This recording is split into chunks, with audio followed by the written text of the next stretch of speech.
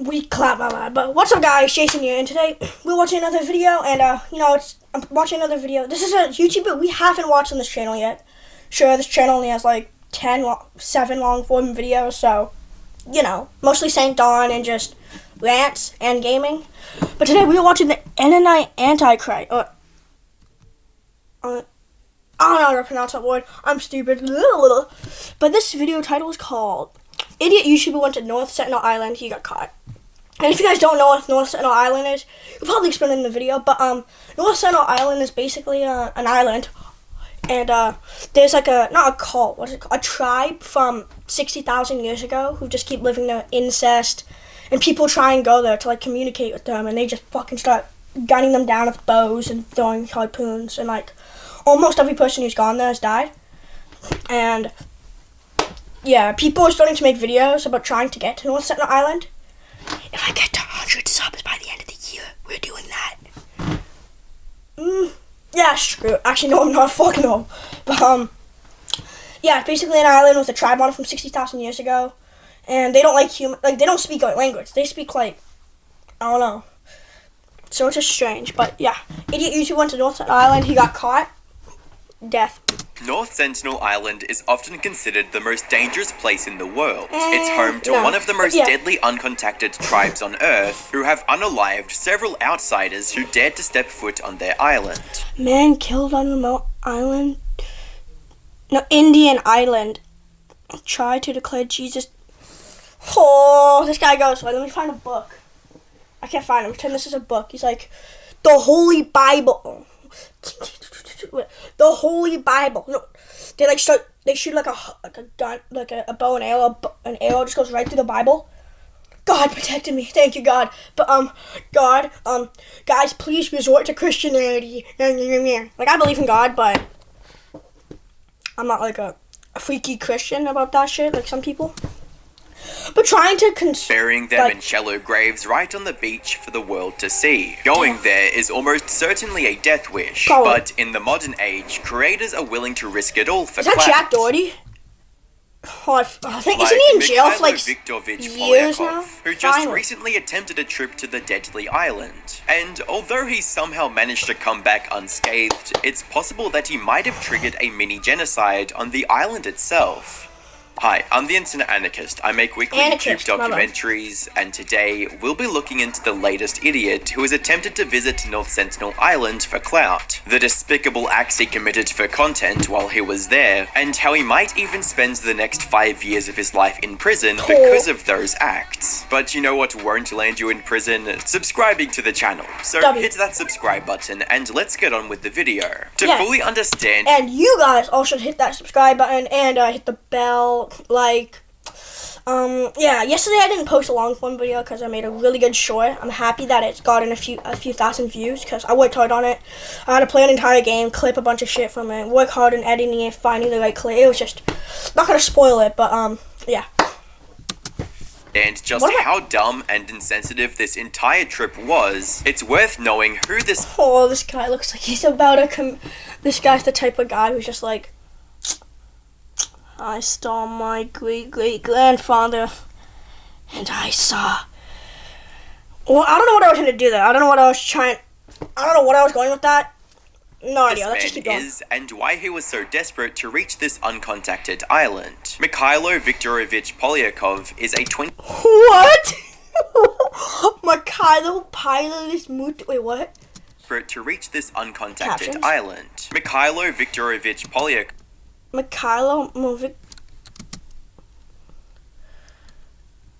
Why he was so desperate to reach this uncontacted island. Mikhailo Viktorovich Polyakov is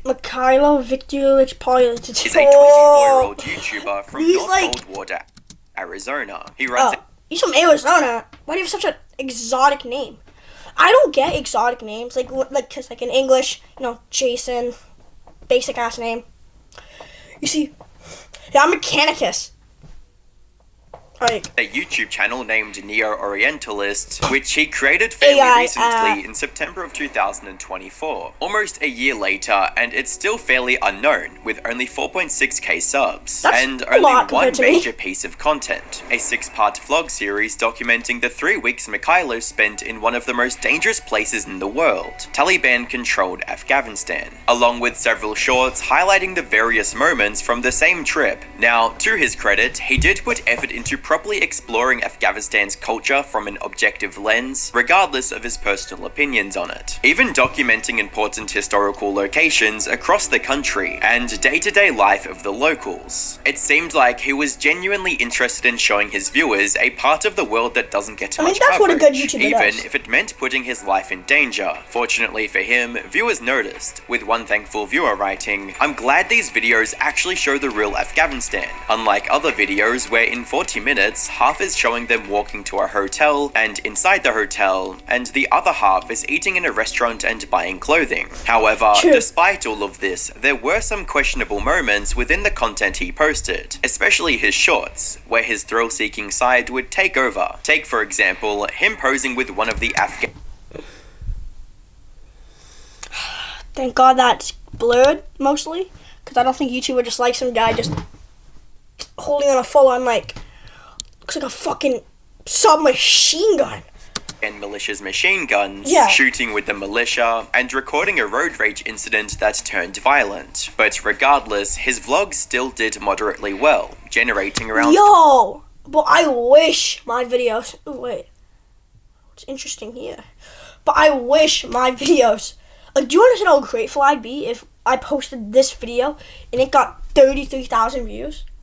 I'd probably start fucking crying out of happiness. 20 to 30,000 because we all know shorts are easier to gain views. Especially considering that they were the first videos he ever posted. He had a real opportunity to keep putting out videos like this, exploring different cultures, and generating an audience that enjoyed his slightly more risky adventures from time to time. However, Mikhailo didn't want to build an audience over time. He wanted to go viral overnight. So he decided to take the biggest... Buddy, that's not possible. Unless you're like Charlie Miller on TikTok. I mean, you can go viral undernight. You can, but like, that's like, you know, like the 6'7". Actually, no, he's still kind of big. Master, like the Lord. But like, you know that meme where it was like the backpack kid and you just hit like the cringy ass Fortnite dance, like the floss, whatever. Oh my God, Fortnite's so fucking dead. But yeah, like, he would hit that. Like, you rise up, you get a bunch of followers or subscribers, you gain like 50k, and then you just stay at 50k, and you just don't, you get like 10 views per video, and then you just follow in consistency.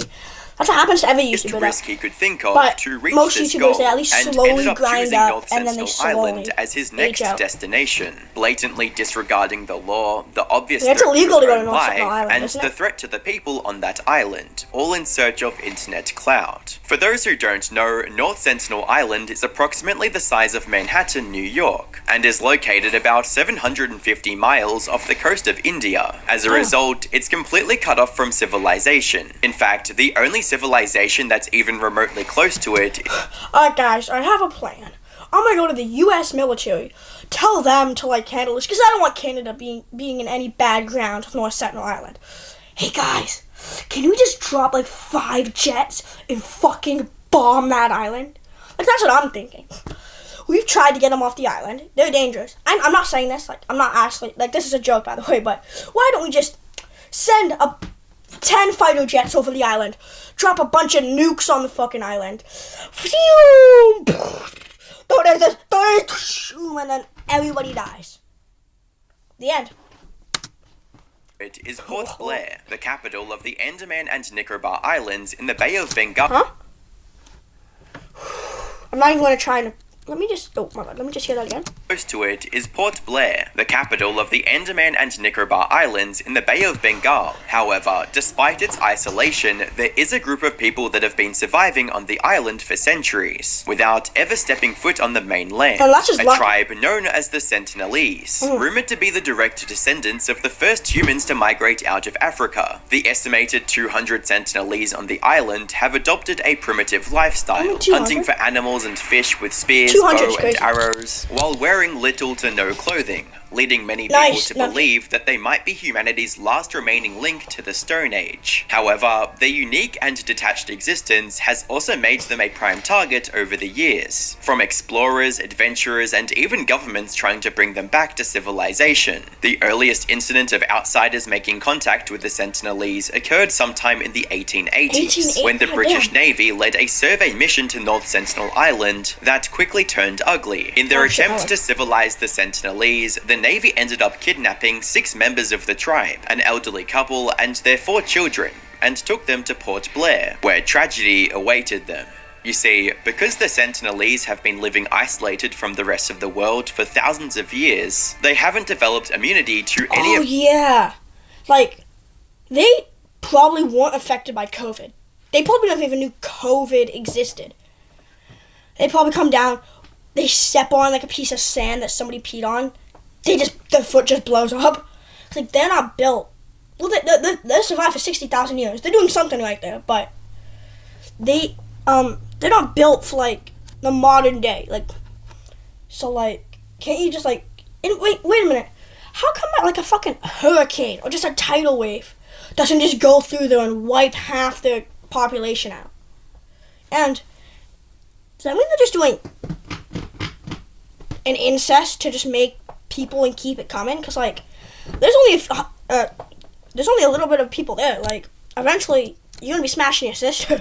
Any of our diseases. So when these 6 members of the tribe were eventually brought to the mainland, the elderly couple ended up falling sick and dying almost immediately. Fortunately, the children managed to survive, and were quickly sent back to the island along with several gifts as a gesture of peace. However, the damage was already done. The Sentinelese have consistently responded with arrows and aggression to anyone that has tried to enter their territory since that incident, no matter their intention.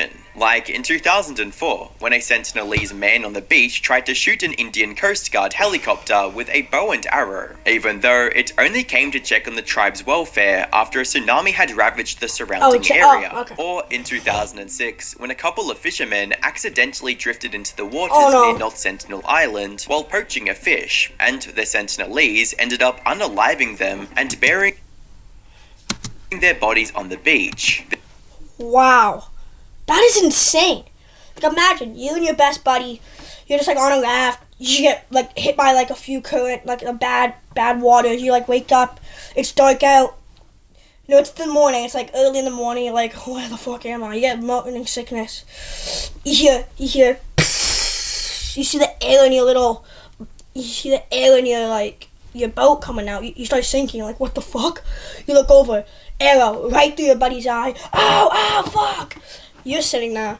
There's a bunch of, like, people who look like cavemen shooting bow and arrows at you and throwing spears at you with, like, machetes running in the water. Like, what do you do in that situation? You just swim away? Because obviously, you're not just gonna swim ever. Do you just, like, do you just swim around the island to another side and pray they don't follow you? Like, you're cooked. You're fucking cooked. There has only ever been one instance when the Sentinelese people didn't react aggressively to a group of visitors landing on their shores. Seriously? This was on January 4th, 1991, when Trilokanath Pandit, the director of the Anthropological Survey of India at the time, decided to visit the island with his team. He had already been studying the island and its natives for several years, so when his boat started approaching, he knew exactly how to signal the tribesmen that he and his team were friendly. To overcome limited communication and uncertain vocabulary. I'd be so scared. I would not want to go on the island. I'd be like, I'll record this, guys.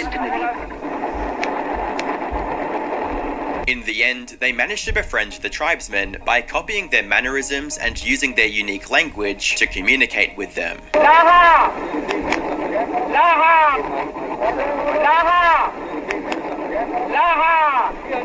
Are they speaking like North Sentinelese, or are they just like, nah?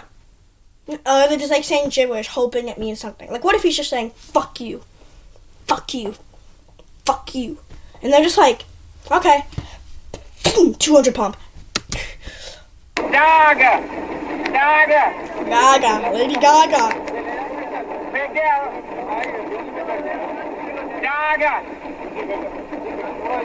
However, this event didn't end up having any lasting impact on the relationship with the Sentinelese. So, in 2012, an amendment was made to the Andaman and Nicobar Island Protections of the Aboriginal Tribes Regulation of 1956, making it illegal to get within 3 miles of North Sentinel Island. But despite those restrictions being in place, there have still been some idiots who have tried visiting the island, like John Allen Chow, a 26-year-old American Christian missionary who believed North Sentinel Island was Satan's last stronghold on Earth.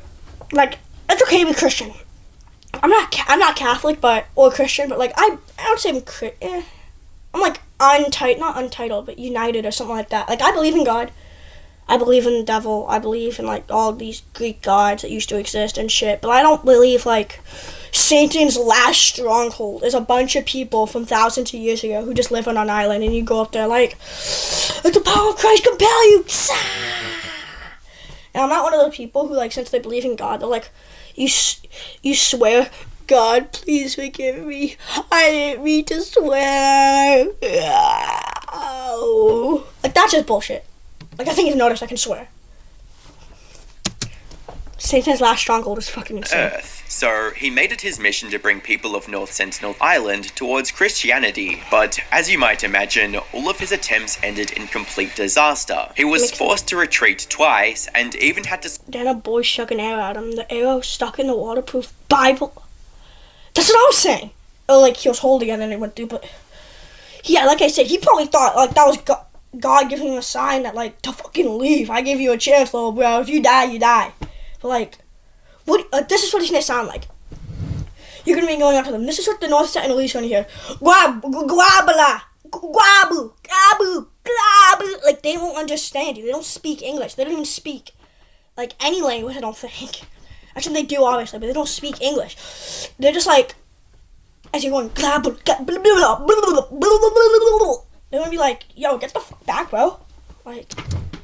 Had to swim a mile to safety after his second failed attempt. Despite all this, he tried to fulfill his mission a third time on November 16th, 2018, and ended up losing his life. The last day he was seen alive. In the days following his death, several news outlets picked up on his story, broadcasting the risks of trying to contact an uncontactable tribe, and the danger it posed to both the people trying to visit the island and the local tribesmen. But, of course, these warnings would land on deaf ears in Mikhailo's case, who, despite all the danger, chose North Sentinel Island as the next destination for his thrill-seeking plots, and eventually ended up paying the price for his decision. It all started in October 2024, when Mikhailo decided to take a trip from the United States to Port Blair, just like John Allen had. He got his hands on an inflatable kayak soon after landing on the island, and planned to use it to make a solo journey to the island. However, before his kayak could even hit the water, the staff of the hotel in which he was staying intervened, threatening to call the police if he left for the island, which probably ended up saving Mikhailo's life, since not only would the kayak have easily deflated if the Sentinelese decided to start showering it with arrows, the journey itself would have been extremely difficult, especially if the waves were even slightly rougher than normal. Fortunately, he listened to the staff at that moment and decided to fly back to the States almost immediately, but his obsession with going viral soon buried any fears he might have had about what awaited him on the island. So he decided to try a second time in January 2025, and made the trip from the US to Port Blair once again. However, this time he had a slightly different plan. Instead of an inflatable kayak, he brought an inflatable motorboat with him. The only problem... Why are you getting in a fucking inflatable? Is there something fucked up in your head, buddy? Why are you getting inflatable? An inflatable kayak is... What? Like, why are you getting it, bro? Like, my bad, my idiot brother was being loud. But, yeah, like, an inflatable kayak is, like, no, not a kayak. An inflatable motorboat. They can still pierce that with a fucking arrow. problem was, this motorboat was missing a key component, the motor. So Mikhailo started reaching out to local mechanics and engineers in Port Blair, asking them to help attach a motor to his boat, and he found someone who could do it almost immediately. However, Mikhailo wasn't one to sit around and wait, so he decided to visit yet another indigenous tribe while the motor was being constructed. He hitched a ride to the Baratang Islands, located approximately 90 miles north of Port Blair, and successfully made contact with the native Jarara tribe. But here's the kicker. He ended up recording his interactions with the tribe, which, as it turns out, is also illegal under Indian law. He eventually returned back to Port Blair on March 26, 2025, and by this time, the motor for his boat was ready and attached. After spending a few days studying routes and monitoring tides, Mikhailo finally left for North Sentinel Island at approximately 1 a.m. on March 29. And surprisingly, the journey itself went smoothly. Not only did he have to contend with less Coast Guard patrols, since he'd left from the nearby Kumadera beach, and not the more heavily patrolled beach in Port Blair, the waters were also incredibly calm throughout the trip. In fact, he managed to arrive in North Sentinel Island's vicinity around 10 a.m., which is way earlier than he'd imagined. However, upon his arrival, he would be greeted with absolute silence, since there were absolutely no sentinelese on the beach awaiting his arrival like he'd imagined, which in reality was incredibly lucky, because if they were present, it's more than likely they'd have started firing arrows at him by this point. Still, as he continued inching closer, he started getting more frustrated, resulting in him doing the most brain-dead thing ever, and using a whistle to alert the sentinel. No way, no way, no way, no way, no way, no way.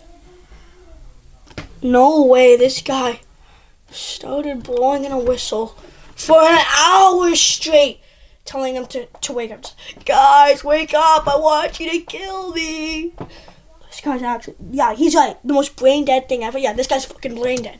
Sentinelese to his presence.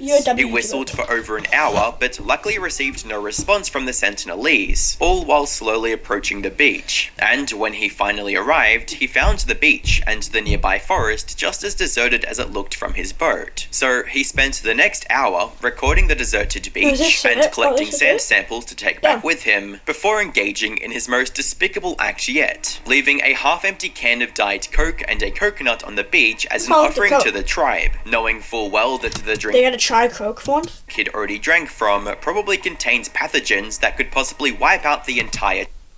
Yo, that's true.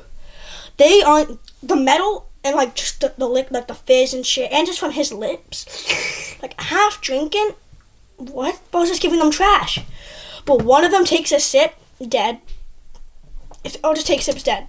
Oh my god, he's stupid. A tribe, if even one member decided to drink it. Exactly. As a commenter rightly states, this guy is a dummy. Putting an entire civilization/heritage at risk for a couple of views, your values are truly mind-boggling. After leaving the can of Coke, he made the only sane decision of this entire trip, and left the island on the same boat he arrived on, happy that he managed to escape without getting offed. However, little did he know, the real consequences were waiting for him back at Port Blair. You see, while he was returning to Kumadera Beach at around 7 p.m. that same day, two fishermen on the coast noticed his boat. They quickly alerted the local authorities about where they suspected Mikhailo was coming from, resulting in police finding and arresting him a couple of days later on March 31st. They ended up confiscating his GoPro with all of the footage on the island, and launched a full criminal investigation into Mikhailo's actions. In other words, Mikhailo could face up to 5 or even 8 years in prison for his crimes if convicted. Now, it's important to note that he hasn't been charged yet, but given the recent trend of foreign governments not letting American nuisance creators get away with whatever they want, there's a good chance he won't be coming home anytime soon. But even if he somehow manages to escape the charges, there's one thing for sure. Mikhailo's already blown any shot he had at becoming a YouTuber, ending his career before it could even start, and he has no one to blame for his own failure but himself. He had the opportunity to stop chasing this incredibly dumb adventure in October 2024 when he got caught the first time. However, his need for clout didn't let him abandon the idea, and now he could be facing serious prison time for his actions, and that too in a foreign country, all because he was too stubborn to just accept the idiocy of his plan. Kind of like Pirate Software, who is still refusing to say 3 simple words to save his reputation. I am sorry. Click the video on screen to find out more. Jump out of Lucy, Save his wait, I just wanna... reputation. North Sentinel Island is I just often restarted- considered... Whatever, that was an insanely good video. I like that. A nice video just to come back to, react to, chill. I might have been a little bit more quiet this video and just more like sitting back like this. Because I gotta get back into the YouTube. Give it a few more videos and I'm back in stroking it. I'm back in. And idiot YouTuber went to North Sentinel Island, got caught. He got caught and he's gonna get fucking charged. And subscribe to this guy. Legend. Like his videos too. Thank you guys for watching this video, and if you guys didn't enjoy, whatever. But if you did enjoy, thank you, and love you guys, But yeah, thank you all for watching my videos, and this is a nice video to come back into an actual real video. So next time, peace out.